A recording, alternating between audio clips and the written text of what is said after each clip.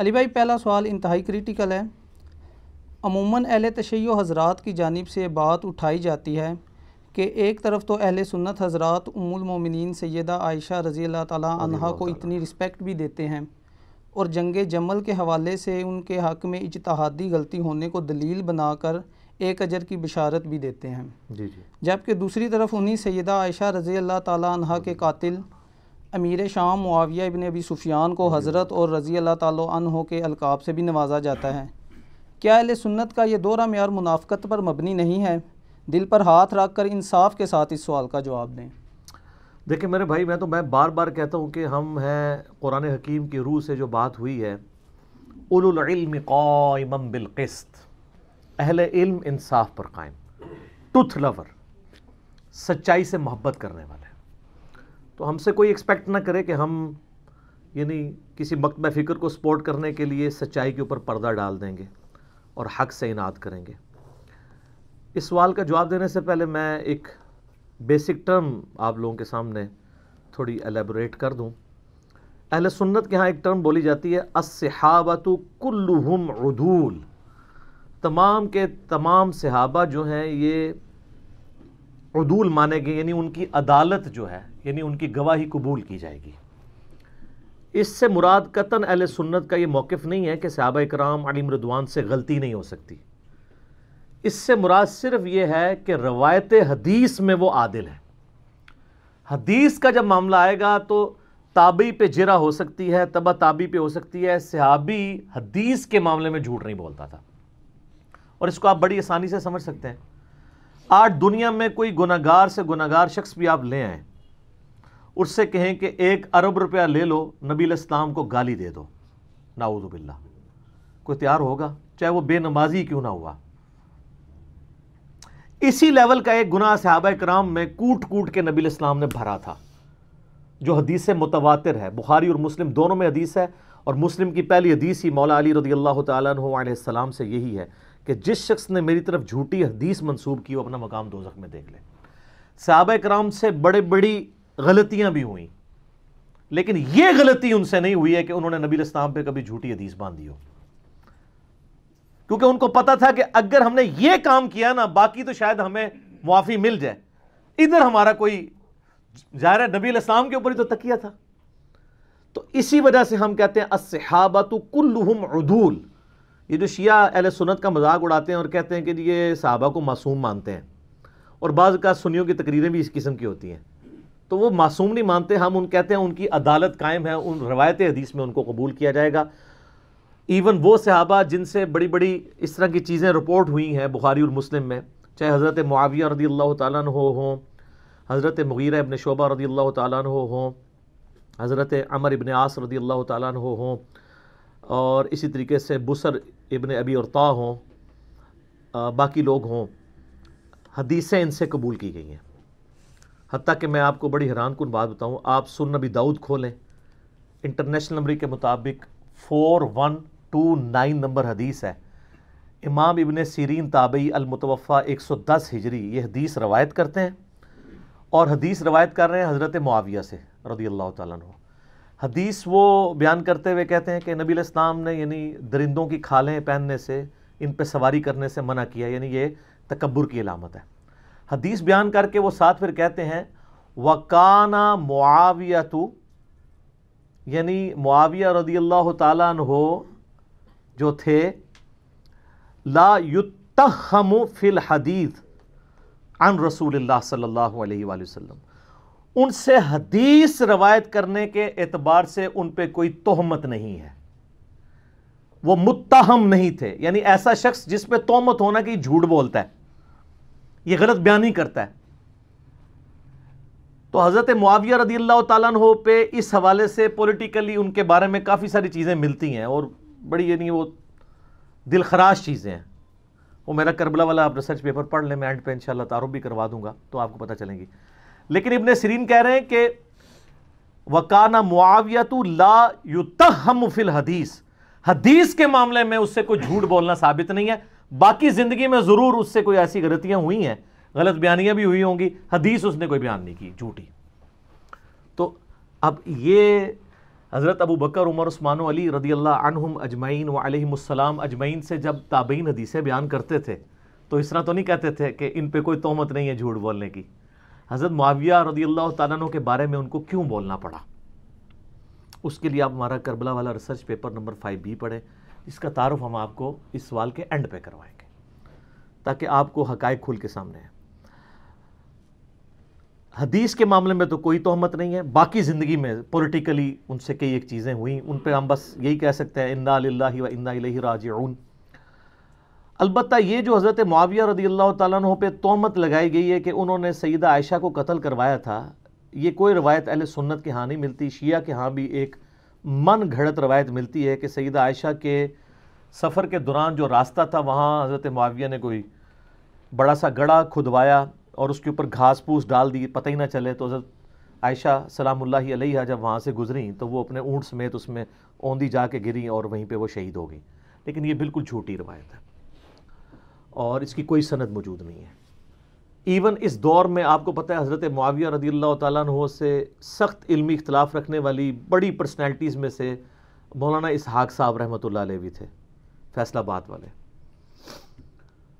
میں نے ان کے ساتھ 1-to-1 کوسچن آنسر سیشن کیا تھا 23 مارچ 2012 کو، 40 کوسچنز ود مولانا اسحاق. اس میں نے یہ سوال سیم ان سے بھی کیا تھا. ان سے بڑا کوئی حضرت معاویہ رضی اللہ تعالیٰ عنہ کا کرٹک نہیں تھا، لیکن انہوں نے اس سوال کے جواب میں کہا بیٹا یہ بالکل جھوٹ ہے. کوئی حضرت عائشہ کے لیے گڑھا نہیں معاویہ نے کھودا، کوئی انہوں نے جھوٹی حدیث نبی علیہ السلام پہ بیان نہیں کی ہے. یہ دو چیزیں جو ہے نا بالکل. پھر انہوں نے اس میں شیعہ کے والے سے بھی کہا کہ یہ جو کہتے ہیں نا کہ حدیثیں گڑھوائی تھیں، وہ لائیں کون سی حدیث گھڑی تھی؟ تو کوئی ایسی حدیث نہیں. یہ ضرور ہے کہ بنو امیہ کے لوگوں نے بعد میں حضرت معاویہ کو اوپر کرنے کے لیے جھوٹی روایتیں گھڑی، لیکن حضرت معاویہ نے خود ایسا کوئی کام نہیں کیا کیونکہ حدیث کے معاملے میں وہ ڈرتے تھے. کیونکہ اگر نبی علیہ السلام سے پھڈا لے لیا پھر تو امید کی وہ کرن ہی باقی نہیں رہے گی، کوئی آپ کی شفاعت بھی نہیں کرے گا. تو وہ ابن سیرین کا قول سنن نبی داؤد 4129 وَكَانَ مُعَاوِيَةُ لَا يُتَّخَّمُ فِي الْحَدِيثِ عن رسول اللہ صلی اللہ علیہ وآلہ وسلم. یہ یاد رکھے تو آپ کو معاملات کلیئر ہو جائیں گے. لیکن جو جنگ جمل کے حوالے سے آپ نے بات کی، میں اس کو آج سکپ کروں گا کیونکہ اس کے اوپر میری آلریڈی ویڈیوز ریکارڈڈ ہیں. حدیث حوب، کتوں والی حدیث جو ہے، اب وہ آپ یوٹیوب پہ میرا کلپ لاکھوں لوگوں نے دیکھا ہے. اور رہا اجتہادی خطا والا معاملہ بھی، اس میں نے بتایا کہ سیدہ عائشہ بعد میں روتی تھی. صحیح بخاری میں موجود ہے کہ انہوں نے کہا کہ مجھے میری سوکنوں کے ساتھ دفن کرنا، میں نہیں چاہتی کہ ابو بکر، عمر اور رسول اللہ کی وجہ سے لوگ میری تعریف کریں. بخاری میں بس اتنی حدیث ملتی ہے. لیکن المصنف ابن ابی شیبہ میں ملتا ہے کہ انہوں نے یہی حدیث بیان کرتے ہوئے، یعنی یہ بات کرتے ہوئے کہا کہ مجھ سے رسول اللہ کی وفات کے بعد جو کام سرزد ہوا ہے وہ ایسا ہے کہ میں نہیں چاہتی کہ مجھے نبی علیہ السلام کے ساتھ حجرے میں دفن کیا جائے. اندازہ کریں. اس پہ شیخ البانی رحمہ اللہ اس حدیث کو سلسلہ احادیث صحیحہ میں لے کے آئے ہیں اور باقاعدہ اس میں انہوں نے لکھا ہے، بڑی ڈیٹیل گفتگو لکھی ہے. انہوں نے کہا شیعہ تو 12 اماموں کو معصوم مانتے ہیں، سنیوں کی حرکتوں سے لگتا ہے یہ سارے صحابہ کو معصوم مانتے ہیں. یہ ماننا پڑے گا کہ حضرت طلحہ، زبیر، حضرت عائشہ سے غلطی ہوئی اور حضرت عائشہ بعد میں شرمسار تھیں اور انہوں نے بخاری کی اس حدیث کو کوٹ کیا، مصنف ابن ابی شیبہ کی اس حدیث کو کوٹ کیا سلسلہ حدیث صحیحہ میں انٹرنیشنل نمبر کے مطابق 474 نمبر. اور اس میں وہ کہتے ہیں کہ جی یہ اس بات کا ثبوت ہے کہ سیدہ عائشہ شرمسار تھی اپنے اس سفر کے اوپر جو انہوں نے کیا. ظاہر ہے قرآن میں تو واضح سورۃ الاحزاب میں حکم ہے نبی کی بیویوں گھروں میں ٹھہری رہو. خیر یہ ٹاپک الگ ہے لیکن میں اس کو اس طریقے سے ایڈریس نہیں کرنا چاہتا ورنہ وہ پھر ایک آج کے ٹاپک سے وہ چیز ہٹ جائے گی. سیدہ عائشہ کو تو قتل نہیں کروایا، وہ اپنی موت خود مری ہیں اور یہ حدیثیں بخاری کی اس بات کا ثبوت ہیں کہ وہ باقاعدہ بلا کے اپنے نزا کے عالم میں وصیتیں عبداللہ ابن زبیر کو کر رہی ہیں. حضرت ابو ہریرہ نے جنازہ پڑھایا ہے، اوپنلی مدینہ شریف میں جنازہ ہوا ہے، ہزاروں لوگ شریک ہوئے ہیں. کوئی ایسی چیز رپورٹ نہیں ہوئی ہے کہ ان کو نعوذ باللہ اس طریقے سے قتل کیا ہو. لیکن یہ بات بالکل ٹھیک ہے کہ ام عائشہ سلام اللہ علیہا حضرت معاویہ رضی اللہ تعالیٰ عنہ کی جو ظلم و ستم والی پالیسیز تھیں اپنے مخالفین کے خلاف، اس سے سخت نالاں تھیں اور ڈائریکٹ افیکٹو بھی تھیں. اور اس حوالے سے گھنٹوں گفتگو ہو سکتی ہے. اس کانٹیکسٹ میں ایک بنیادی حدیث جو آپ کو پوری ڈاکٹرائن یا ڈاکٹرن اگر صحیح پروننسیشن کی جائے وہ کلیئر کرے گی. وہ صحیح مسلم میں حدیث ہے انٹرنیشنل نمبر کے مطابق 4776. عبداللہ بن عمر بن عاص رضی اللہ تعالیٰ عنہ خانہ کعبہ کے دیوار کے ساتھ ٹیک لگائے ہوئے بیٹھے ہوئے تھے. ایک شخص ان کے پاس آیا جس کا نام تھا عبد الرحمن بن عبد رب الکعبہ تابعی. تو عبداللہ بن عمر بن عاص وہاں حدیث بیان کر رہے تھے کہ آپ کو اپنے وقت کے حاکم کی امیر کی اطاعت کرنی چاہیے. وہ سنتا رہا. اینڈ پہ اس نے کہا کہ کیا واقعی آپ نے رسول اللہ سے یہ بات سنی ہے کہ جس طرح کا بھی حکمران ہو اس کی اطاعت کی جائے؟ ان کا ہاں، میری کانوں نے سنا، میری آنکھوں نے نبی علیہ السلام کو دیکھا، میرے دل نے محفوظ کیا. تو انہوں نے کہا اگر یہی بات ہے تو اس وقت جو ہمارا حکمران ہے آپ کے چچا کا لڑکا معاویہ ابن ابی سفیان رضی اللہ تعالیٰ عنہما، ہم تو ظاہر رسپیکٹ ہی کریں گے اس کی وجہ سے کہ علی کی شیعہ وہ ہوتے ہیں جو مخالفین کے لیے بھی دعا کرتے ہیں، اور بنو امیہ کے شیعہ وہ ہوتے ہیں جو ہے وہ مولا علی پہ ممبروں پہ سب و شتم کرواتے ہیں. یہ بھی ٹاپک الگ سے ہے، میرے اس پہ بھی کلپ ریکارڈڈ ہے. تو یہ آپ کے چچا کا جو لڑکا ہے یہ تو ہمیں کہتا ہے کہ ہم لوگوں کا مال ناحق طریقے سے ہڑپ کریں اور لوگوں کو ناحق قتل کریں، جبکہ قرآن کہتا ہے سورہ نساء کی آیت نمبر 29 اس تابعی نے صحابی کو سنائی کہ قرآن تو کہہ رہا ہے کہ ایک دوسرے کا مال حرام طریقے سے ہڑپ مت کرو اور ایک دوسرے کو قتل نہ کرو، اور آپ کے چچا کا لڑکا معاویہ ہمیں اس بات پہ ابھارتا ہے کہ ہم لوگوں کو ناحق قتل بھی کریں، ان کا مال بھی لوٹیں. اب اتنی سخت بات سن کے حضرت معاویہ رضی اللہ تعالیٰ عنہ کے بارے میں ان کے چچا زاد عبداللہ بن عمر بن عاص جو خانہ کعبے کے ساتھ ٹیک لگائے ہوئے بیٹھے تھے وہ خاموش ہو گئے تھوڑی دیر کے لیے، سر جھکا لیا. پھر انہوں نے سر اٹھا کے کہا کہ جن معاملات میں معاویہ تمہیں اللہ اور اس کے رسول کے مطابق چلنے کا حکم دیتا ہے اس میں اس کی اطاعت کرو، اور جس میں وہ اللہ کی نافرمانی کا تمہیں حکم دے اس میں تم اس کی نافرمانی کرو. دیکھیں یہ صحابی کی اپروچ یہی ہوتی ہے. یہ ہے وہ بنیادی حدیث جس سے آپ کو پتہ چلے گا کہ اس وقت سینیریو کیا بنا ہوا تھا. اب اس کے بعد آپ ذرا اس طرف آ جائیں کہ سیدہ عائشہ ڈائریکٹ افیکٹ ہی کیوں تھی. سیدہ عائشہ کے بھائی تھے ایک محمد ابن ابی بکر، ان کو حضرت معاویہ رضی اللہ تعالیٰ عنہ نے قتل کروایا تھا. محمد بن ابی بکر 9 ہجری میں پیدا ہوئے ہیں اور 30 سال سے کم ان کی عمر تھی کہ ان کو قتل کر دیا گیا، اور ان کا بیٹا ایک ہی تھا قاسم، اور قاسم کی جو آگے سے بیٹی تھی وہ تھی فاطمہ جو امام جعفر صادق علیہ السلام کی ماں ہے. اکثر سنی بڑے فخر سے کہہ رہے ہوتے ہیں اہل بیت کے امام جو ہیں وہ تو حضرت ابوبکر صدیق کی اولاد میں سے ہیں. سر حضرت ابوبکر صدیق رضی اللہ تعالیٰ عنہ کی وہ اس اولاد سے ہیں جو بنو امیہ کے بہت مخالف تھی، وہ آپ والی وہ اولاد نہیں ہے. سمجھ رہی بات کی؟ اس کی حدیثیں ہیں بخاری میں قاسم کی جو محمد ابن ابی بکر کا بیٹا ہے. اچھا میرے بھائیو، جو محمد ابن ابی بکر ہے نا رضی اللہ تعالیٰ عنہ علیہ السلام، یہ کوئی عام بندہ نہیں ہے. یہ سیدنا ابو بکر کے وہ بیٹے ہیں جو نبی علیہ السلام کے آخری حج کے دوران پیدا ہوئے تھے، اور ان کی والدہ اسما بنت امیس نبی علیہ السلام کے ساتھ حج کے لیے تشریف لے گئی تھی، اور بخاری مسلم میں موجود ہے کہ اس دوران وہ کہتے ہیں میں نے محمد کو جنا. ماشاءاللہ. تو نبی علیہ السلام نے ان کو دیکھا ہوا ہے، ان کی زیارت نبی علیہ السلام نے کی ہے، اور انہوں نے نبی علیہ السلام کی زیارت کی ہوئی ہے، لیکن اپنی شیر خارگی کی عمر میں. صحابی بھی آپ کہہ سکتے ہیں، تابعی تو ہیں ہی ہیں. بار نبی علیہ السلام نے آمنا سامنا ہوا ہے. اچھا پھر سیدنا ابوبکر تو فوت ہو گئے 13 ہجری کے اندر، تو اس وقت ان کی عمر آلموسٹ 4 سال تھی، چھوٹے سے بچے تھے. تو ان کی جو والدہ تھی نا اسما بنت امیس، حضرت ابوبکر کی وفات کے بعد حضرت علی نے ان سے شادی کر لی. اب حضرت علی نے جب شادی کی تو ان کی ساری پرورش محمد بن ابی بکر کی کس نے کی؟ مولا علی نے. اسی لیے جنگ جمل میں اور جنگ صفین میں یہ حضرت علی کے کمانڈر تھے، اور یہی تھے جو سیدہ عائشہ کو جا کے سمجھاتے تھے حجرے میں کہ بہن تو کس طرف چل پڑی ہے.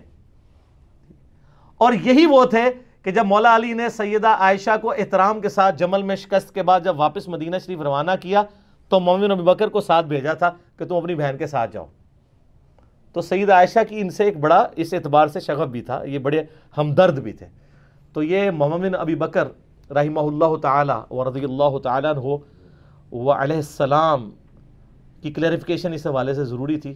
اور دیکھ لیں صرف 30 سال کی عمر میں وہ شہید ہوئے ہیں، لیکن آتی دنیا کے لیے اپنا اثر چھوڑ گئے. اللہ تعالیٰ ان سے راضی ہو. قیامت والے دن اللہ تعالیٰ ہمیں ایسے اپنے نیک بندوں کا ساتھ نصیب فرمائے. آمین ثم آمین. تو ان کو حضرت علی نے اپنے دور میں مصر کا گورنر لگایا تھا، اپنے دور خلافت میں. قیس بن سعد سے حکومت نہیں سنبھالی جا رہی تھی، پیچھے سے مالک اشتر کو بھیجا، اس کو زہر دے کے مروا دیا گیا دشمنوں کی طرف سے. تو محمد بن ابی بکر مصر کے گورنر تھے، تو ظاہر کوفے سے دور تھا، شام کی باؤنڈریز لگتی تھی، وہاں سے حضرت معاویہ کی چھاپہ دار جو ٹیمیں ہیں وہ حملے کرتی تھی. تو محمد بن بکر کو قتل کروا دیا، حتیٰ کہ ایک گدھے میں ان کی لاش رکھ کے اس کو آگ لگا دی گئی. استغفر اللہ.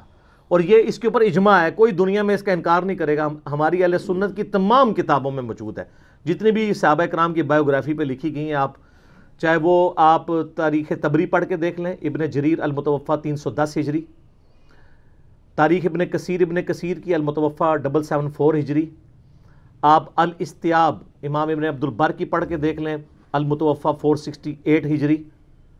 آپ کو ساری کتابوں میں ابن اسیر کی جو ہے اسود الغابہ المتوفیٰ 630 ہجری، جس کی شرح ابن حجر اسقلانی المتوفیٰ 852 ہجری، الاصابہ انہوں نے لکھی. 8000 صحابہ کرام کے حالات زندگی اس میں لکھے ہیں، اردو میں ترجمہ ہو کے آ چکی ہے. آپ اس میں محمد بن ابی بکر کا پڑھ لیں، ان کے ساتھ کیا ہوا تھا. حتیٰ کہ صحیح مسلم شریف میں بھی اس کا ذکر موجود ہے، انٹرنیشنل نمبر کے مطابق 4722 اشارتاً صحیح مسلم میں آتا ہے. اما عائشہ سے ایک بندہ مصر سے ملنے کے لیے آیا، تو انہوں نے پوچھا ہاں مصر کے حکمران کی کیا حالت ہے، کیونکہ اما عائشہ کے بھائی کو مار کے تو وہاں حضرت معاویہ نے اپنا حکمران لگا دیا تھا، اور مصر جو ہے وہ چھین لیا تھا حضرت علی سے. تو ظاہر ہے جو دنیا دار بادشاہ ہوتے ہیں وہ اپنے چمچوں کو نوازتے ہیں. تو ان کا ہمارا جو گورنر ہے وہ تو بہت اچھا ہے، ہمارا خرچہ پانی ختم ہو جائے خرچہ دے دیتا ہے، ہمارا اگر گھوڑا مر جائے نیا گھوڑا خرید کے دے دیتا ہے، اور اگر کوئی غلام مر جائے تو نیا غلام دے دیتا ہے. تو سیدہ عائشہ نے کہا کہ جو کچھ تم لوگوں نے میرے بھائی محمد ابن ابی بکر کے ساتھ کیا، تمہارے اس مصر کے گورنر نے اور اس پارٹی نے، یہ بات مجھے اس چیز سے نہیں روکے گی کہ میں تمہیں رسول اللہ کی ایک حدیث سناؤں جو اسی حجرے میں جہاں تم مجھ سے ملنے آئے ہو. اما عائشہ وہ پردے میں ملا کرتی تھی. اسی حجرے میں نے اللہ کے محبوب صلی اللہ علیہ وآلہ وسلم سے سنا تھا کہ آپ علیہ السلام یہ دعا کیا کرتے تھے، اے اللہ جو حکمران اپنی رعایا کے ساتھ سختی کرے تو بھی اس کے ساتھ سختی فرمانا، اور جو اپنی رعایا کے ساتھ نرمی کرے تو بھی اس کے ساتھ نرمی فرمانا. اور جو کچھ تم لوگوں نے میرے بھائی کے ساتھ کیا، یعنی وہ یہ کہنا چاہ رہی تھی کہ اللہ تعالیٰ ہی اس کا پھر بدلہ ہمیں لے کے دے گا، جو کچھ تم لوگوں نے میرے بھائی کے ساتھ محمد ابن ابی بکر کے ساتھ کیا رضی اللہ تعالی عنہما وعلیہم السلام. تو سیدہ عائشہ اس وجہ سے حضرت معاویہ سے ناراض تھی. یہ تو ایک بھائی کا آپ نے سنا. ایک دوسرا بھائی تھا، وہ تھا عبد الرحمن بن ابی بکر، اور وہ ایسا بھائی تھا کہ اس کی ماں اور سیدہ عائشہ کی ماں بھی سیم تھی. ادھر تو باپ سیم تھا، ماں الگ تھی. عبد الرحمن بن ابی بکر ہمارے سب کانٹیننٹ کے اعتبار سے سگا بھائی تھا. ویسے تو سگا بھائی ہوتا ہے جب باپ ایک ہو جائے ماں ڈیفرنٹ بھی ہو. تو اس کے بارے میں آپ صحیح بخاری اٹھا کے دیکھ لیں، 4827 نمبر حدیث ہے انٹرنیشنل نمبر کے مطابق. مروان جب حجاز کا گورنر ہوتا ہے، مسجد نبوی میں خطبہ دیتے ہوئے وہ بار بار یزید ابن معاویہ کا ذکر کرتا ہے تاکہ وہ بیعت لے حضرت معاویہ کے بعد ان کے بیٹے کے لیے. یہ بخاری کے الفاظ ہیں. اور اس کے لیے ظاہر جب وہ فضائل و برکت، جیسے یہاں بھی ہوتا ہے کہ امت کے وسیع تر مفاد میں، یا میرے عزیز ہم وطنوں، یہ وہی چیز. تو اللہ تعالیٰ نے امیر المومنین کو یہ بات سجھائی ہے. اچھا، یہ بخاری میں بھی حدیث ہے، اور یہ آپ کو ڈھونڈنا کو مشکل نہیں ہے. آپ تفسیر ابن کثیر کھول کے سورۃ الاحقاف پارہ نمبر 26 میں آیت نمبر 17 کے کانٹیکسٹ میں بخاری کی حدیث اور جتنی اور حدیثیں ہیں، یہ حدیث المستدرک للحاکم کے اندر بھی موجود ہے بڑی ڈیٹیل کے ساتھ، اور یہ حدیث سنن نسائی الکبریٰ کے اندر بھی موجود ہے بڑی ڈیٹیل کے ساتھ. اور یہ سارے کے سارے طرق حافظ ابن کثیر المتوفا 774 ہجری نے سورۃ الاحقاف آیت نمبر 17 کے کانٹیکسٹ میں ساری حدیثیں ایک جگہ جمع کر دی ہیں، بخاری کی، حاکم کی، نسائی کی، باقی کتابوں کی۔ پہلے میں بخاری والا حصہ بتاتا ہوں آپ کو۔ تو بخاری کے الفاظ ہیں، عبد الرحمن بن ابی بکر کھڑے ہوئے اور انہوں نے اس حاکم وقت کو کچھ کہا۔ اب امام بخاری نے یہ نہیں بتایا کہ کیا کہا، لیکن یہ بات سمجھ آ گئی کہ گل چوبے علی کی تھی، اگر وہ لگ گئی جا کے، کیونکہ وہ بھی اس قسم کی باتیں کر رہا تھا۔ وہ باتیں میں آپ کو دوسری کتابوں سے، حاکم سے اور سنن نسائی الکبریٰ سے بتاؤں گا، اور تفسیر ابن کثیر کھول کے آپ لوگوں کے گھروں میں ہوگی، پڑھ لیں، PDF فریلی اویلیبل ہے۔ تو اس کے بعد بخاری کے الفاظ ہیں کہ وہ مروان کو غصہ آیا، اس نے کہا پکڑو اسے، گرفتار کرو، آج کے دور میں نیب کے حوالے کرو۔ تو سیدنا عبد الرحمن بن بکر فوراً جا کے مسجد نبوی کے ساتھ ایڈجسٹنٹ اما عائشہ کا حجرہ تھا، اس میں جا کے چھپ گئے۔ اب اتنے تو کوئی بغیرت نہیں تھا، اتنی عوام دیکھ رہی تھی، حضرت عائشہ کے حجرے میں تو کوئی گھس نہیں سکتا تھا، وہ تو محرم تھے، ان کے بھائی تھے۔ تو مروان کا غصہ نہیں ٹھنڈا ہوا، اس نے باہر سے کہا ہاں ابو بکر کے بیٹے تو ہی ہے نا جس کے بارے میں وہ آیت نازل ہوئی ہے سورۃ الاحقاف آیت نمبر 17 کہ یہ کہتا ہے کہ میرے ماں باپ مجھے کہتے ہیں کہ جب ہم مر کے مٹی ہو جائیں گے تو دوبارہ سے زندہ کیے جائیں گے، یہ تو اگلے لوگوں کی کہانی ہے۔ ابو بکر کے بیٹے یہ تیرے بارے میں نازل ہوئی ہے، تو اپنے ماں باپ کو کہتا تھا کہ قرآن اگلے لوگوں کی کہانی ہے۔ نعوذ باللہ، کتنا بڑا جھوٹ بولا۔ تو سیدہ عائشہ سے برداشت نہیں ہوا، وہ حجرے کے اندر سے ہی بولی، انہوں نے کہا آل ابی بکر کے بارے میں کوئی آیت ایسی نازل نہیں ہوئی ہے سوائے سورہ نور کی وہ آیات جو میری برات میں نازل ہوئی تھی، حدیث افک والی، تو آل ابی بکر کے اوپر الزام لگاتا ہے۔ بخاری میں اتنی حدیث ہے، لیکن فلنگ دی بلینکس موجود ہے، انہوں نے بلینکس امام بخاری نے چھوڑی ہیں، وہ فل کی ہیں حاکم نے اور سنن نسائی الکبریٰ میں، اور حافظ ابن کثیر نے بھی کر دی سورۃ الاحقاف آیت نمبر 17 میں۔ وہ کیا ہے کہ مروان نے کہا کہ امیر المومنین جو ہے نا یہ چاہتے ہیں کہ اپنے بعد اپنے بیٹے کو نامزد کر دیں، جس طرح کہ ابو بکر نے بھی تو عمر کو نامزد کیا تھا، حالانکہ وہ بھی مشورے سے کیا تھا، اور دوسرا عمر حضرت ابو بکر کے بیٹے تھے، تو کیا وہ مطلب وہ کس طریقے سے ریزیمبلنس بنا رہا تھا، تو اس پہ ابو بکر کے بیٹے کو غصہ تو آنا تھا نا۔ تو ابو بکر کا بیٹا عبد الرحمن بن بکر وہاں کھڑا، اس نے کہا سیدھی طرح کہہ تیرا امیر المومنین معاویہ کیسر و کسرا کے طریقے پہ چلنا چاہتا ہے، ابو بکر اور عمر کے طریقے پہ نہیں۔ ہائے ہائے ہائے ہائے، اے وہ گل سی جیڑی بخاری میں لکھا ہے، کچھ کہا انہوں لگ گئی آگ، انہوں نے کہا پڑھو انہوں، پھر آگے بخاری میں آتا ہے، اور اس میں آگے موجود ہے کہ سیدہ عائشہ نے اندر سے کہا اسکت، چپ کر، بکواس بند کر، آل ابی بکر کے بارے میں کوئی ایسی آیات نازل نہیں ہوئی سوائے میری برات میں۔ اور ان حدیثوں میں آگے موجود ہے البتہ مروان تیرے بارے میں موجود ہے، جب تو اپنے باپ حکم کی پشت میں تھا، رسول اللہ نے کہا تھا حکم پہ لعنت، اس کی اولاد پہ لعنت، تو اسی لعنت کا ٹکڑا ہے۔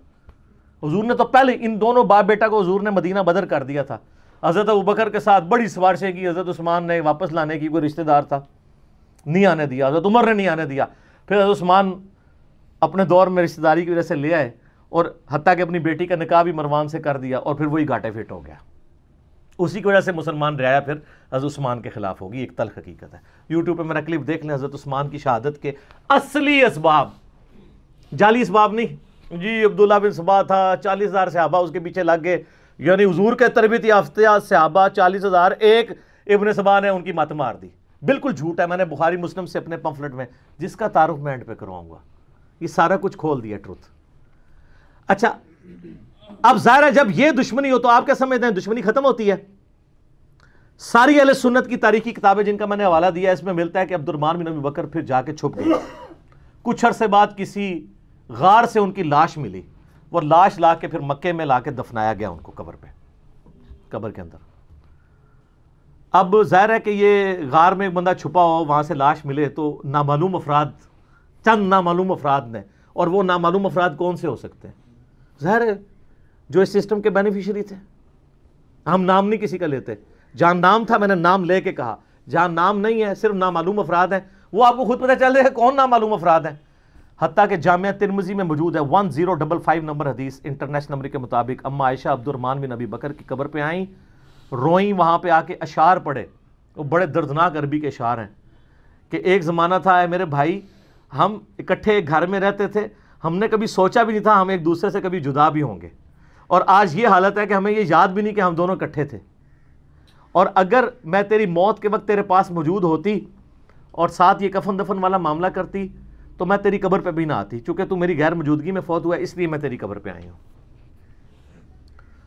تو آپ اس پورے سینیریو میں دیکھیں محمد بن ابی بکر کے ساتھ کیا کیا ان لوگوں نے، عبد الرحمن بن ابی بکر کے ساتھ، دو بھائی اماں عائشہ کے اس طریقے سے دنیا سے رخصت ہوئے۔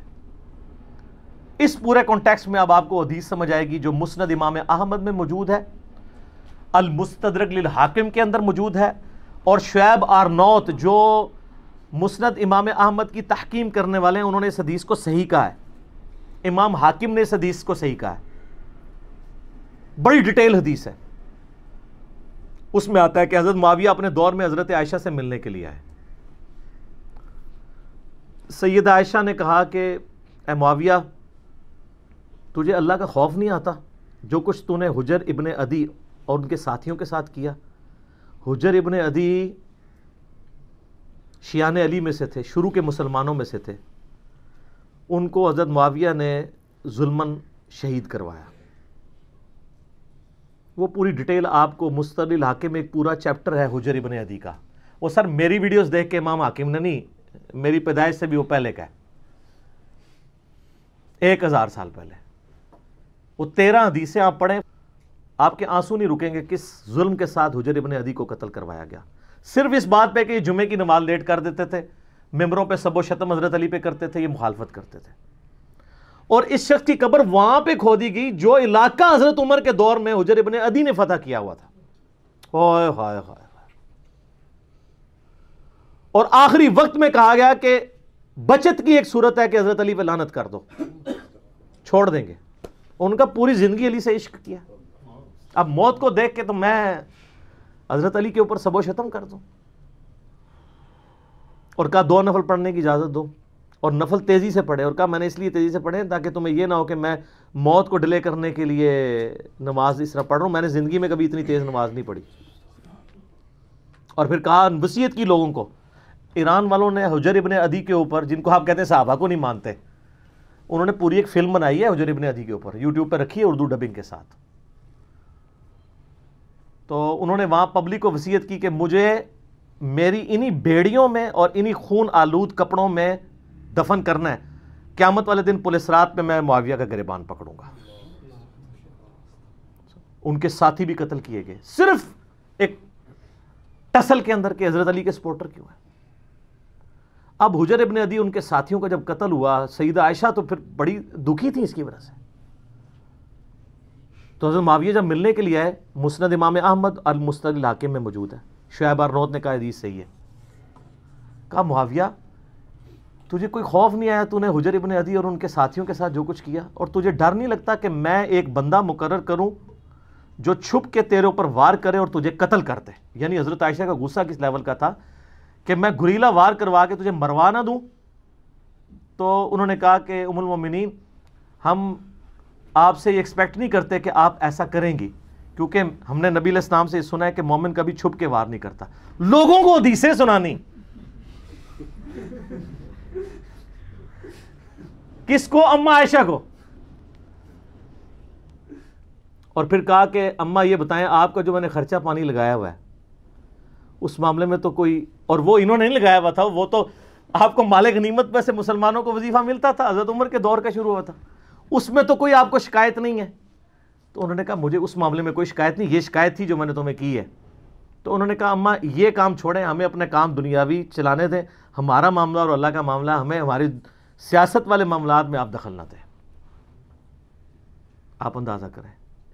اور یہ ہمیں تاریخ سے روایتیں لا کے دیتے ہیں کہ جی وہ جناب جی حضرت عائشہ کہتی تھی میری زندگی بھی معاویہ نوں لگ جائے۔ اس سے تو ہڈی ہسی بھی دستی ہے کہ روایتاں کس نے کڑیاں ہونیاں نے، کیونکہ حدیثیں کچھ اور بتا رہی ہیں، ٹھیک ہے۔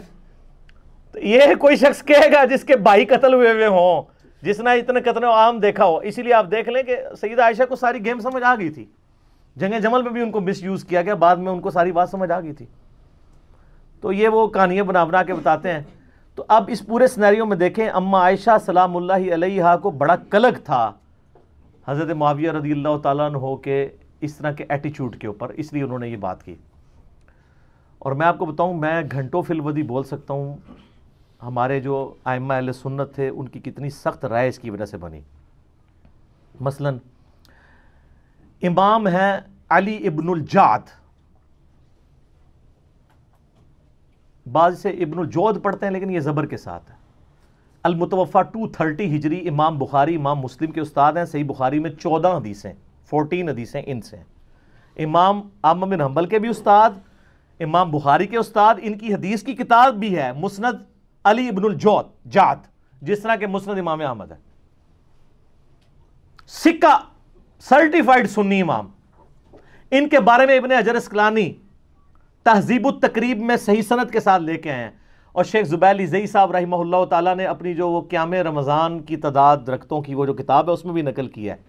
یہ کہا کرتے تھے اگر مجھے قیامت والے دن یہ بات پتہ چلے کہ اللہ تعالیٰ معاویہ کو عذاب دے رہا ہے تو مجھے یہ برا نہیں لگے گا، کیونکہ مجھے پتہ ہے اس نے امت کے ساتھ کیا کیا ہوا ہے.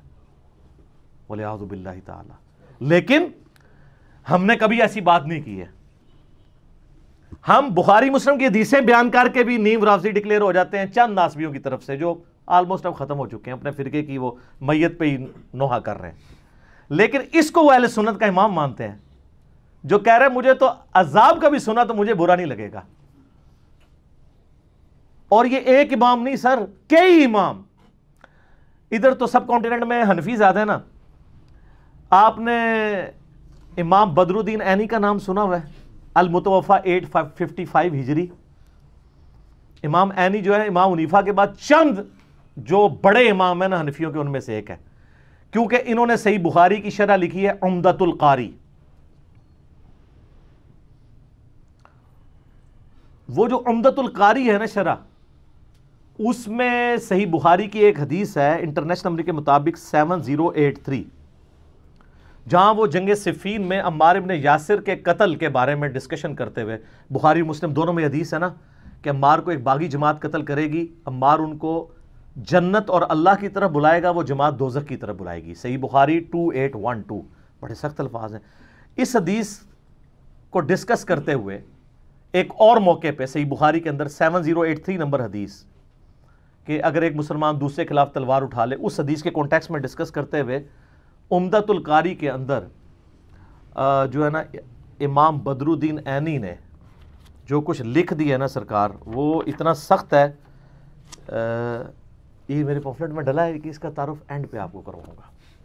میں آپ کو صرف ورڈ بائی ورڈ وہ پڑھ کے سناتا ہوں. وہ کہتے ہیں کہ امام کرمانی نے کہا کہ سیدنا علی اور حضرت معاویہ دونوں ہی مجتہد تھے. زیادہ سے زیادہ یہ ہو سکتا ہے کہ حضرت معاویہ کو اجتہاد میں خطا لاحق ہو گئی ہو، ان کو 1 اجر ملے گا جبکہ سیدنا علی کو 2 اجر ملیں گے. حالانکہ یہ بھی کہانی ہے.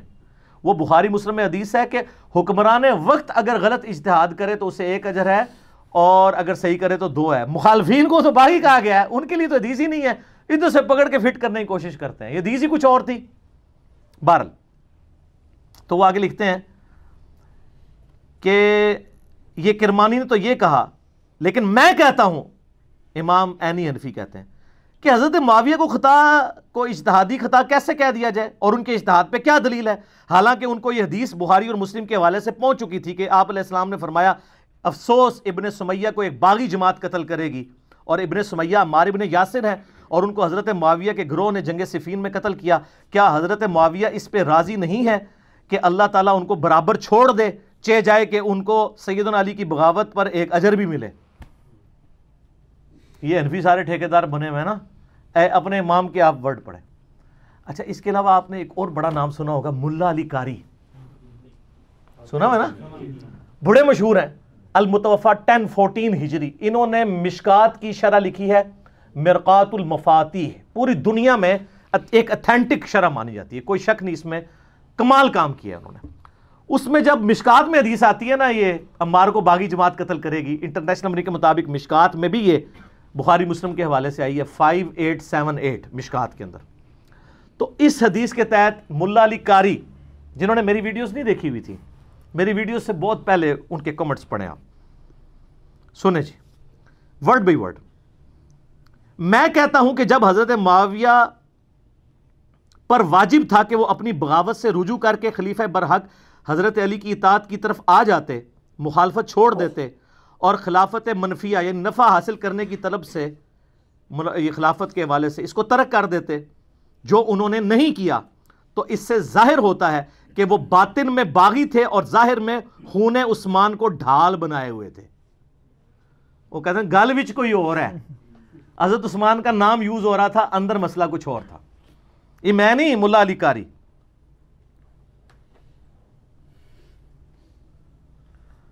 چنانچہ ڈھال بنائے ہوئے تھے لوگوں کو دکھانے کے لیے، یہ بھی الفاظ لکھے ہیں. چنانچہ یہ حدیث ان کے پوشیدہ چیز کو ظاہر کرنے والی ہے، یعنی عمار کو باغی جماعت قتل کرے گی، اور ان کی بغاوت کو روکنے والی ہے. تاہم کتاب تقدیر میں اسی طرح لکھا ہوا تھا جیسا کہ ہوا ہے. ان کے عمل اور رویے کی وجہ سے قرآن اور حدیث دونوں مہجور اور متروک ہو گئے. وہ کہتے ہیں قرآن اور سنت کو پش پش ڈال دیا امیر شام نے. یہ کون کہہ رہا ہے؟ ملا علی قاری. سر ٹروتھ لور ہر زمانے میں موجود ہوتے ہیں. اچھا، ایک اور بہت بڑا امام جس کو سارے ہی مانتے ہیں، ابن حجر اسقلانی، جس نے فتح الباری لکھی ہے بخاری کی شرح، المتوفا 852 ہجری. وہ بخاری میں ایک حدیث آتی ہے، 2-3 حدیثیں کٹھی ہیں ذکر معاویہ والے چیپٹر میں. تو اس کے کانٹیکسٹ میں انہوں نے کچھ کامنٹس کیے ہیں، وہ بھی ہم نے اپنے ریسرچ پیپر میں ڈالے. میں ورڈ بائی ورڈ آپ کو پڑھ کے سناتا ہوں. میرا ایک یوٹیوب پہ کلپ بھی ہے، حضرت معاویہ رضی اللہ تعالیٰ عنہ ماموں، وہ کہتے ہیں نا وہ خال المومنین ہے، اس میں بھی میں نے یہ پڑھ کے سنایا تھا. اس میں بھی میں آپ کو پڑھ کے سنا دیتا ہوں. ابن حجر اسقلانی فتح الباری میں لکھتے ہیں، جو بخاری کی حدیث تھی نا 3766 ذکر معاویہ والی، کہتے ہیں امام بخاری نے یہاں صحیح بخاری میں حضرت معاویہ سے متعلق باب کے عنوان میں صرف ذکر معاویہ بیان کیا ہے اور فضائل معاویہ یا معاویہ کی منقبت جیسے الفاظ استعمال نہیں کیے، کیونکہ اس حدیث سے کوئی فضیلت معلوم ہی نہیں ہوتی. البتہ سیدنا عبداللہ ابن عباس کا حضرت معاویہ کے لیے فقی اور صحابیت کا بیان کرنا ہی بطور فضیلت کافی ہے. وہ حدیث یہ تھی کہ حضرت معاویہ ایک وتر پڑھا کرتے تھے. تو لوگوں نے آ کے ابن عباس کو بتایا کہ یہ تو ایک وتر پڑھتے ہیں، یعنی باقی نہیں پڑھتے ہوں گے نا، 3 ہی پڑھتے ہوں گے.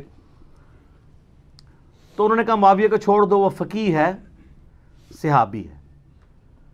تو ابن حجر بھی کہہ رہے ہیں اس سے فضیلت اگر ثابت ہوتی تو امام بخاری اس پہ باب باندھتے ہیں، اور یہ بات کی بالکل ٹھیک ہے. کیونکہ شرح معانی الاثار جسے طحاوی شریف بھی کہتے ہیں، امام طحاوی المتوفا 321 ہجری، وہ بھی ان حدیثوں کو ڈسکس کر کے اپنی سند سے ایک حدیث لے کے آئے ہیں، اور انہوں نے کہا کہ یہ تو ابن عباس نے تقیہ کیا تھا. وہ ایک اور روایت لے کے آئے ہیں جس میں وہ کہتے ہیں کہ جب ان کو بتایا کہ حضرت معاویہ ایک وتر پڑھتے ہیں تو انہوں نے کہا اس حمار سے پوچھو کہ اس نے یہ ایک وتر کہاں سے نکال لیا. اور ترجمہ کرنے والے نے بھی حمار لکھا ہے. حمار عربی میں کہتے ہیں ڈونکی کو، گدھے کو. تو ترجمہ ہی نہیں نیچے کیا. تو میں نے وہ دکھایا تھا، وہ دیوبندیوں نے چھاپی ہوئی ہے، طحاوی شریف شرح معانی الاثار. تو وہ ابن حجر اس پہ کہہ رہے ہیں. تاہم امام ابن ابی عاصم نے حضرت معاویہ کے مناقب میں ایک رسالہ لکھا. اسی طرح کا کام ابو عمر غلام اور ابو بکر نقاش نے بھی کیا، اور امام ابن جوزی نے بھی من گھڑت احادیث والی کتاب الموضوعات، موضوعات شریف گھڑی حدیثیں، ان میں بھی کچھ روایتیں ذکر کر کے امام اسحاق کا یہ قول نقل کیا ہے کہ حضرت معاویہ کی فضیلت میں صحابی ہونے کے سوا کوئی چیز ثابت نہیں ہے.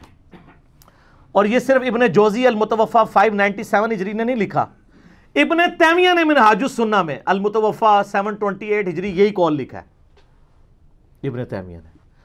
اور اس کا شاگرد امام ذہبی المتوفا 748 ہجری سیر اعلام النبلاء میں انہوں نے سیم یہی قول نقل کیا ابن اسحاق کا کہ حضرت معاویہ کے فضائل میں صحابی ہونے کے علاوہ کچھ بھی ثابت نہیں ہے. وہ جو کچھ عادی مادی ادھر ادھر لے کے آتے ہیں نا، وہ سب کا کیٹاگوریکل ڈینائی کرتے ہیں، کچھ بھی ثابت نہیں. اچھا، ابن حجر اسقلانی پھر مزید لکھتے ہیں کہ یہی وجہ ہے کہ امام بخاری نے بھی اپنے استاد امام اسحاق بن راہویہ پر اعتماد کرتے ہوئے حضرت معاویہ کے لیے لفظ فضیلت یا منقبت استعمال نہیں کیا، بلکہ صرف ذکر معاویہ لکھا. تاہم اپنی گہری نظر سے ایسا استنباط فرمایا، یعنی حضرت معاویہ کو صحابی ثابت کر کے، جس سے روافظ کی بھی سرکوبی ہو. رافضی بھی دوسری ایکسٹریم پہ ہے نا، وہ ان کی صحابیت کا بھی انکار کرتے ہیں، تو انہوں نے کہا رافضیوں کا بھی رد کیا اور ناسبیوں کا بھی کر دیا. اور امام نسائی کا واقعہ اس بارے میں بڑا مشہور ہے کہ انہوں نے بھی اپنے استاد، ان کا بھی استاد امام اسحاق ہی ہے، بخاری کا بھی استاد ہے، کہ قول پر اعتماد کیا، اور اپنی مشہور کتاب فضائل صحابہ میں کوئی بھی حدیث حضرت معاویہ کی فضیلت کے لیے انہوں نے نہیں لی ہے. پھر امام حاکم کا بھی قصہ یہی ہے، ان کو بھی یعنی مارے کھانی پڑی حضرت علی کی شان میں حدیثیں بیان کرنے سے. اور امام ابن جوزی نے بھی عبداللہ بن احمد بن حنبل سے ان کے والد امام احمد بن حنبل رحمہ اللہ کا مکالمہ بھی ذکر کیا ہے. اور انہوں نے وہ کیا ذکر کیا جی؟ وہ لکھتے ہیں کہ میں نے اپنے والد امام بن حنبل سے پوچھا کہ سیدنا علی اور حضرت معاویہ کے اختلافات سے متعلق آپ کی کیا رائے ہے؟ امام بن حنبل سے پوچھا تو امام بن حنبل نے تھوڑی دیر سر جھکائے رکھا، پھر فرمایا میرے بیٹے سمجھ لو، ایک جملے میں سب کچھ کنکلوڈ کیا۔ علی کے دشمن بہت زیادہ تھے جنہوں نے بڑی کوشش کی کہ ان کے عیب تلاش کیے جائیں مگر ناکام رہے، چنانچہ انہوں نے متبادل چال کے طور پر دوسرے شخص یعنی معاویہ کو مقصد براری کے لیے موضوع پایا جو علی سے جنگیں کر چکا تھا، چنانچہ ان دشمنوں نے حضرت علی کے مقابلے پہ اس کو بڑھا چڑھا کر پیش کیا۔ ابن حجر اسقلانی لکھتے ہیں کہ امام بن حنبل کے اس جواب میں اشارہ ہے کہ کچھ لوگوں نے حضرت معاویہ کے لیے بے بنیاد فضائل گھڑ لیے جن کی کوئی اصلیت نہیں ہے۔ یہ حقیقت ہے کہ حضرت معاویہ کے لیے روایات فضیلت تو بہت آئی ہیں مگر ان احادیث میں سے کوئی بھی اصول محدثین پر اسنادی حیثیت سے صحیح نہیں ہے، اسی لیے امام اسحاق بن راہویہ اور امام نسائی نے اس موقف کو بڑے یقین سے اختیار کیا ہے کہ حضرت معاویہ کے لیے صحابیت کے علاوہ کوئی بھی فضیلت ثابت نہیں ہے۔ اور امام نسائی کو تو آپ کو پتہ ہے شہیدی اسی وجہ سے کیا گیا تھا، اور کہتے ہیں نہیں کوئی ثابت نہیں ہے۔ دارالاسلام والوں نے سنن نسائی جو اردو میں چھاپی ہے اس کے مقدمے میں ان کی شہادت کا واقعہ تواتر سے ہی نقل ہوا ہے، تمام ائمہ محدثین نے نقل کیا ہے کہ امام نسائی جو ہے وہ مقتول جو ہے وہ محبت اہل بیت ہیں، ٹھیک ہے۔ تو یہ یعنی اماموں کی آپ دیکھیں کہ یعنی کہ اماموں کے کامنٹس ہیں، یہ میرے کہنے پہ نہیں ہو۔ اور ابھی پچھلے دنوں میرا کلپ ریکارڈ ہوا ہے محمد بن عبد الوہاب شیعہ، اس میں نے محمد بن عبد الوہاب کے بیٹے عبداللہ بن محمد بن عبد الوہاب المتوفی 1246 ہجری ان کے کتنے حوالے دیے؟ تلک عشرۃ کاملہ، 10 حوالے دیے ہیں، 2-3 سن لیں۔ ایک وہ لکھتے ہیں کہ حضرت علی والے چیپٹر میں اینڈ پہ حضرت معاویہ نے اہل شام سمیت حضرت علی کی بیعت نہیں کی، پھر ان کی صرف مخالفت ہی نہیں کی بلکہ ان پر قتل عثمان میں معاونت اور رضامندی کا بھی الزام دھرا مگر اللہ نے ان کو بچا لیا۔ کتنے سخت الفاظ ہیں۔ پھر وہ آگے لکھتے ہیں عمار کی شہادت کے بعد عمر ابن عاص نے تو لڑائی ترک کر دی تھی اور بہت سے لوگوں نے پیروی چھوڑ دی تھی حضرت معاویہ کی۔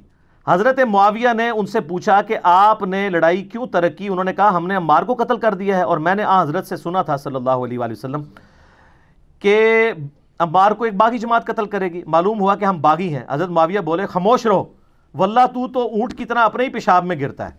یہ عرب کا محاورہ تھا کہ تجھے اگر پتہ ہے تو تو اپنے ہی پیشاب اس پر ڈگنا ہے۔ کیا ہم نے ان کو قتل کیا؟ ان کو تو علی ان کے ساتھیوں نے قتل کیا جنہوں نے لا کے انہیں ہماری تلواروں کے درمیان پھینک دیا، ہم تو اپنے بچاؤ میں لڑ رہے تھے جس میں وہ قتل ہو گئے۔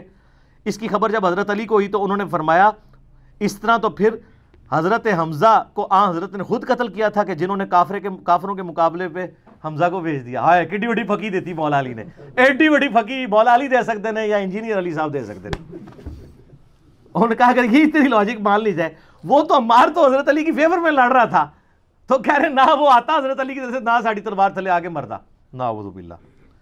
آگے پھر انہوں نے ایک اور جگہ لکھا ہے اسی میں حضرت علی والے چیپٹر میں، بنو امیہ ان کی تنقیص اور ان کے بارے میں نازیبا الفاظ استعمال کرتے رہے۔ میں نے بخاری مسلم سے ثابت کیا ہے کہ ممبروں پر حضرت علی پہ یہ لوگ لعنت کرواتے تھے۔ صحیح مسلم 6229 انٹرنیشنل نمبر کے مطابق الفاظ ہیں لعن اللہ ابا تراب، علی ابن ابی طالب ابو تراب پر اللہ کی لعنت، نعوذ باللہ۔ انہی پر لوٹ کی ظاہر ہے۔ وہ کہتے ہیں نازیبا الفاظ استعمال کرتے رہے مگر اس سے علماء کے دل میں علی کی محبت اور بڑھ گئی، قدر و منزلت میں اضافہ ہو گیا۔ عمر بن عبداللہ بن زبیر کہتے ہیں کہ بنو امیہ 60 سال تک حضرت علی کو گالیاں دیتے رہے مگر ان کا کچھ نہ بگاڑ سکے، بلکہ ان کی شان پہلے سے بھی بلند ہو گئی۔ دین نے ایک عمارت کھڑی کی جسے دنیا نے گرانے کی کوشش کی، دنیا کچھ نہ بنا سکی مگر جو کچھ بنایا اس کو بھی منہدم کر دیا، یعنی دنیا اپنا بھی گواہ بیٹھی، حضرت علی کو نہیں نیچے کر سکی۔ تو اس قسم کی یعنی کئی ایک محدثین کے اقوال ہیں۔ اب یہ سارے کے سارے مولوی پنجے جھاڑ کے پڑ گئے پیچھے مودودی صاحب کے۔ حالانکہ میں بتاؤں آپ نے اس سارے ائمہ کے اقوال سنے، سب سے سافٹ لینگویج اگر کسی کی ہے تو مودودی صاحب کی ہے۔ آپ سن کے حیران ہو جائیں گے، مولا مودودی نے خلافت و ملوکیت کا جو چوتھا چیپٹر ہے، 4 نمبر چوتھا چیپٹر، خلافت راشدہ سے ملوکیت کا سفر، اس کے اینڈ پہ کچھ جملے لکھے ہیں، ورڈ بائی ورڈ سنیں۔ اس طرح خلافت راشدہ کا نظام کا آخری اور قطعی طور پر خاتمہ ہو گیا، خلافت کی جگہ شاہی خانوادوں نے لے لی اور مسلمانوں کے اس کے بعد سے آج تک پھر اپنی مرضی کی خلافت نصیب نہ ہو سکی۔ حضرت معاویہ رضی اللہ تعالیٰ عنہ کے محامد اور مناقب اپنی جگہ پر، ان کا شرف صحابیت بھی واجب الاحترام ہے، ان کی یہ خدمت بھی ناقابل انکار ہے کہ انہوں نے پھر سے دنیا اسلام کو ایک جھنڈے کے تلے جمع کیا اور دنیا میں اسلام کے غلبے کا دائرہ پہلے سے زیادہ وسیع کر دیا۔ ان پر جو شخص لان تان کرتا ہے وہ بلا شبہ زیادتی کرتا ہے۔ یہ مودودی صاحب لکھ رہے ہیں، کہتے ہیں ایک مودودی 100 یہودی، پڑھے بغیر ہی، ایک غریب ہو تو بدتمیز، پڑھا ہے ہی کچھ نہیں، الزام۔ لیکن ان کے غلط کام کو تو غلط کہنا ہی ہوگا، اسے صحیح کہنے کے معنی یہ ہوں گے کہ ہم اپنے صحیح اور غلط کے معیار کو خطرے میں ڈال رہے ہیں۔ بس کون سی سخت لینگویج استعمال کی ہے؟ یعنی 6 جملوں میں سے 5 تعریفی ہیں اور ایک میں کہا کہ یار اولو العلم قائما بالقسط بنو، ورنہ کل کو کوئی بھی بندہ جو ہے نا وہ اپنی غلطیوں کی جعلی تعویلات کرنا شروع کر دے گا۔ یہ کوئی کرائٹیریا نہیں ہے کہ آپ اس طریقے سے چیزیں پکڑیں اور کسی شخص کے بارے میں اس کا جھوٹا دفاع کریں، اس کی وجہ سے دین کی عمارت ہی گرنی شروع ہو جائے۔ تو مودودی صاحب کے پیچھے لوگ پنجے جھاڑ کے پڑ گئے۔ اللہ کے فضل سے میں نے جو ہے نا وہ ہمت دکھائی اور یہ کہتے تھے تاریخی روایتیں۔ ویسے اب خلافت و ملوکیت کا ایک نیا ورژن آیا جس میں پوری تخریج ہوئی ہے، کہ پہلے بھی حوالے دیے تھے، اب ذرا ڈیٹیل کے ساتھ ہے، جلد نمبر یہ وہ، ہم اس کو یعنی اپنی ویڈیو میں JPGs کے طور پہ ایڈ کریں گے۔ خلافت و ملوکیت سارے لوگ لے کے پڑھیں۔ ویسے 400 روپے مارکیٹ میں قیمت ہے، ہول سیل پرائز میں کارڈ والی آلموسٹ 250 کی اور گتے والی 300 کے قریب مل جائے گی۔ ہم کوشش کر رہے ہیں اپنی اکیڈمی میں منگوا لیں ہول سیل پرائز والی، پھر آپ لوگ منگوا بھی سکتے ہیں یہاں سے انشاءاللہ تعالی۔ میں نے بات کی ہے ان سے، پبلشر سے ان کے۔ تو خلافت و ملوکیت آپ پڑھیں تو آپ کو پوری ڈاکٹرن سمجھ آ جائے گی۔ پھر بھی میں نے اس پورے مقدمے کا دفاع کیا، اور یہ جو کہانی کراتے ہیں جی پہلے خلافت و ملوکیت اور تھی اب والی اور ہے، اور جب 1967 میں انہوں نے لکھی ہے نا اسی وقت مولوی ان کے خلاف ہو گئے تھے، اور وہی عبارتیں اگر آج والی میں موجود ہیں وہ آپ کے مولویوں کی کتابوں میں تو ہے نا جس پہ گرفت کی ہوئی ہے، تو اس کا مطلب تبدیل نہیں ہوئی، جھوٹ بول رہے ہیں، پہلے دن سے وہی ہے، کوئی تبدیل نہیں کی ہے، وہ ہے اتنی مضبوط کتاب ہے۔ میرا یوٹیوب پہ ایک کلپ بھی ہے خلافت و ملوکیت کے دفاع پہ، وہ آپ دیکھ لیں۔ دیوبند کے اپنے علماء نے بھی دفاع کیا ہے، مفتی عامر عثمانی کا میں نے بتایا تھا۔ یہ سر میرا ریسرچ پیپر ہے، واقعہ کربلا کا حقیقی پس منظر، 72 صحیح الاسناد احادیث کی روشنی میں، جس میں میں نے 200 روایتیں اکثر بخاری اور مسلم سے جمع کی ہیں، اہل سنت کی مین سٹریم کتابوں سے۔ 72 کا ٹائٹل میں نے شہدائے کربلا کی نسبت سے لیا، حدیثیں 200 سے زیادہ ہیں، ایک ایک نمبر پہ کئی حدیثیں ہیں۔ مثلا 33 نمبر پہ غدیر خم کے 8 طرق میں نے جمع کیے ہیں۔ یہ پمفلٹ عربی میں بھی ہے، اردو میں بھی ہے، انگلش میں بھی ہے، ہندی میں بھی ہے، تو باقی تو کوئی زبان بچی نا۔ فری ڈاؤن لوڈ کریں اس کی سافٹ کاپی، پروفیشنل PDF ہماری ویب سائٹ ahlusunnatpak.com سے، اور اگر آپ کو ہارڈ کاپی چاہیے آپ ہمارے اکیڈمی کے نمبر پہ رابطہ کریں، صبح 9 سے لے کے شام 5 بجے تک، +92 321 5900 162۔ پاکستان سے کریں گے تو 0321 5900 162، رابطہ کریں۔ یہ اور اس کے ساتھ میرے 8 ریسرچ پیپر اور 9 ریسرچ پیپر اور 3 اذکار کارڈ، 12 کا پیکج، نو پروفٹ اور تھوڑے سے لاس پہ، صرف 200 روپیز میں پورے ملک کے اندر ہم بھیجتے ہیں۔ اس کی فوٹو کاپی نہیں 200 روپے کی ہوتی، اور یہ کلرڈ چھپے ہوئے ہیں سارے ریسرچ پیپرز، وہ آپ منگوائیں اور اس کو آپ پڑھیں۔ اس میں نے اکثر حدیثیں بخاری مسلم سے دور حاضر کے بڑے بڑے محدثین، شیخ البانی، شیخ زبیر لیزئی، شیخ شعیب ارنوت رحمہم اللہ اجمعین، اور اس کے علاوہ باقی محدثین کی باقاعدہ تحکیم لگائی ہوئی ہے، اور پوری گیم سمجھائی ہے خلافت راشدہ سے، سیدنا عمر کی شہادت سے لے کے سیدنا حسین کی شہادت تک۔ خلفائے راشدین کون ہے، سیدنا عثمان کی شہادت کے اصلی اسباب کیا ہے، جنگ جمل صفین اروان کے اوپر بخاری مسلم کی حدیثیں، اس کے بعد صلح حسن، پھر حضرت معاویہ کا دور ملوکیت، اور پھر یزید کی ولی عہدی، اور پھر الٹیمیٹلی سیدنا حسین ابن علی کی مظلومانہ شہادت۔ یہ سارے کے سارے ٹاپکس میں نے ان ڈیپتھ اس کے اندر کور کیے ہیں۔ آپ اس کو منگوائیں، خود بھی پڑھیں، اور پھر آپ نے نا اس کو پڑھنے کے بعد ایک بار جھوم کے کہنا ہے کیا، نہ میں وابی نہ میں بابی، میں ہوں مسلم علمی کتابی۔ ہم علمی کتابی ہیں، بابوں کے ماننے والے نہیں ہیں۔ ٹھیک ہوگا جی؟ ابھی اذان مغرب ہوا چاہتی ہے، تو اذان مغرب کا وقفہ کر لیتے ہیں، چھوٹا سے وقفے کے بعد ملتے ہیں انشاءاللہ۔